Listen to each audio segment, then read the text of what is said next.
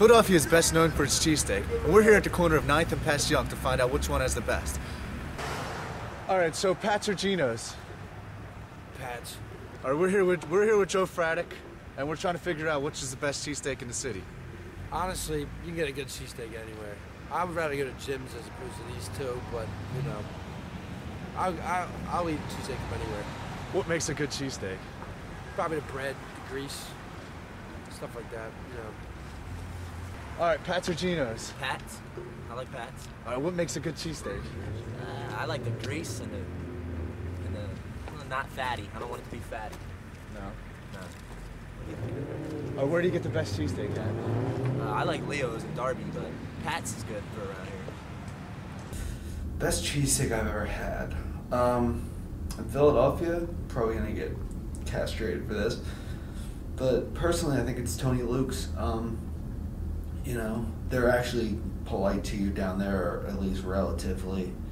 The meat isn't too soggy, the bread's pretty firm, which is nice, because when you have soggy meat and not firm bread, it kind of gets all over your hands.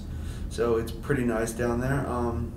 People there aren't that bad. It's really far out of the way, so it's one of those things that you really need to set your mind to getting. Locally, probably Campos and Sonny's in Old City are both pretty good, and they're relatively close. Just hop on the L.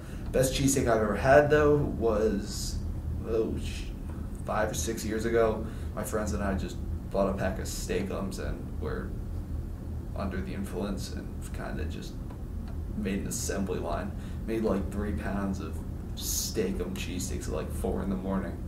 That was the first one I ever had, and it was in rural, northeast, middle of nowhere, Pennsylvania, and I would still take that over Pat's or Geno's or Tony Luke's or Campos or Sonny's or Jim's or any of them.